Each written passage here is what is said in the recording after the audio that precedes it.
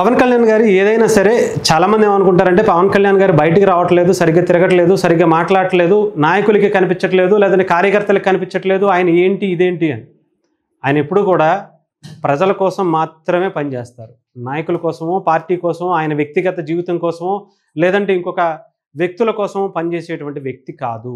ఇది చాలామంది గ్రహించాలి. ఆ పార్టీకి సంబంధించినటువంటి చాలామంది కూడా పవన్ కళ్యాణ్ గారు గతంలోనే మమ్మల్ని కాస్తో కూస్తో అప్పుడప్పుడు పిలిచేవారు, మాట్లాడేవారు, కానీ ఇప్పుడు అది కూడా చేయట్లేదు అని. ఆయన నిత్యం ప్రజల కోసం ఆలోచిస్తూనే ఉంటారు. ఆలోచించడమే ఆయన పని. ప్రజల ఆనందం కోసం ఆయన ఎక్కడి వరకు అయినా వెళ్తారు అని మనం అనుకోవాలి. ఇకపోతే ఆయన రీసెంట్గా ఇచ్చినటువంటి ఒక స్టేట్మెంట్ దీనికి మనం చూడొచ్చు. నా పని మీకు కనిపించాలి కానీ నేను కాదు. ఇది గుర్తుపెట్టుకోవాలి. అక్కడ విజయవాడ వరదలో కూడా ఆయన రాలేదు, పలకరించలేదు, ఇంకొకటి అని కాదు. వచ్చినట్టు రావటం వల్ల ఆయనకి అక్కడ ఉన్నటువంటి వాళ్ళకి ఇబ్బంది, ఆయనకి ఇబ్బంది. అది ఆలోచించుకోవాలి. అక్కడ పని జరిగిందా లేదా, ఆయన వల్ల అక్కడ ఉన్నటువంటి ప్రజలు సంతోషంగా ఉన్నారా లేదా. ఎన్నో కోట్ల రూపాయలు ఆయన రాజకీయంగా వచ్చిన తర్వాత అంత పెద్ద అమౌంట్ ఇచ్చినటువంటి రాజకీయ నాయకుడు ఈ భారతదేశ చరిత్రలోనే లేడు. విజయవాడ వరద బాధితులకు ఆయన అంత సహాయం చేశారు. గతంలో ఒక వ్యక్తి కూడా మాజీ సీఎం జగన్మోహన్ రెడ్డి గారు కూడా ఇచ్చారు అనుకుంటా. అది ఇంకా ఆ చెక్కు ఇంకా జారలేదు. మళ్ళీ ఇంకొక వరదలు ఏమన్నా వస్తే తప్ప అప్పటికి చేరుతుందో లేదో కూడా తెలియదు. సో అలాంటి వ్యక్తుల మధ్య ఇలాంటి వ్యక్తిని కంపేర్ చేయడం అనేది కూడా కరెక్ట్ కాదు. ఇకపోతే మాటలు చెప్పడం కంటే పనులు పూర్తి కావడమే నాకు ముఖ్యం. ఉగాది శుభాకాంక్షలు తెలుపుతూ డిప్యూటీ సీఎం పవన్ కళ్యాణ్ గారు లేఖ. ఎంతో ప్రేమ అభిమానాలతో పిఠాపురం ప్రజలు నన్ను శాసనసభ్యుడిగా ఎన్నుకున్నారు.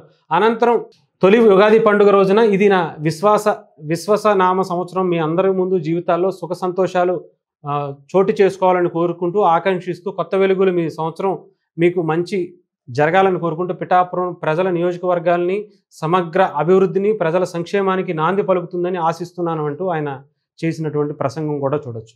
అంటే పిఠాపురం ప్రజల గురించే కాదు, ఈరోజు ఇందాక ఒక వీడియోలో కూడా మాట్లాడుకున్నాం. ఎక్కడో అల్లూరు సీతారామరాజు జిల్లాలో జరిగినటువంటి ఒక గుర్తు పెట్టుకుని ఎన్నో గ్రామాలకు ఆయన సొంత డబ్బులతో చీరలు పంపించినటువంటి విషయం కావచ్చు. ఎక్కడో ఏ విషయం జరిగినా సరే పవన్ కళ్యాణ్ గారు ఆయన పనే కనిపిస్తుంది కానీ ఆయనకు కనిపించట్లేదు అనేది చాలామంది వాదన. అంతే, ఎవరైనా కూడా ఎదుటివాడి ఆనందం కోరుకునే వ్యక్తులు ఎవరైనా కూడా వాళ్ళు అక్కడ కనిపించరు.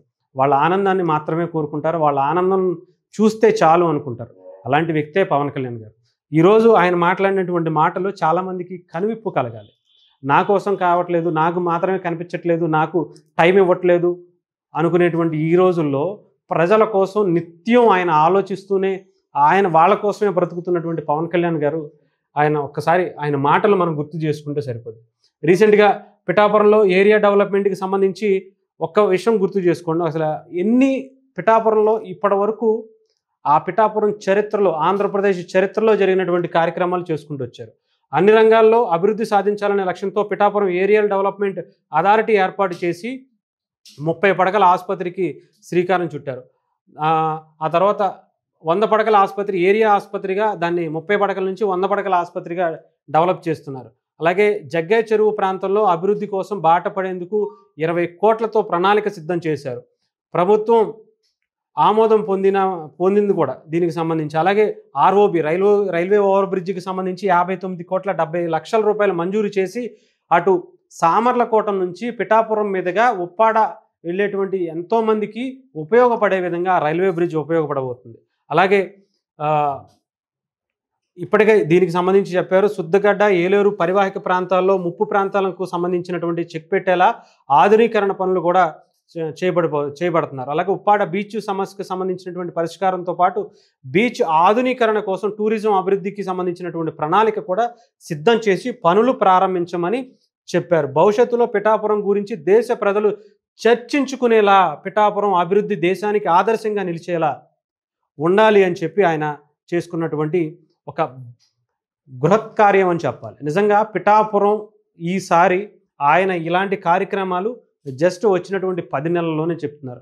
మొన్నే ఒక వీడియో కూడా చేసాం పిఠాపురంలో అక్కడ ఉన్న ఉప్పాడ తీర ప్రాంతానికి సంబంధించి.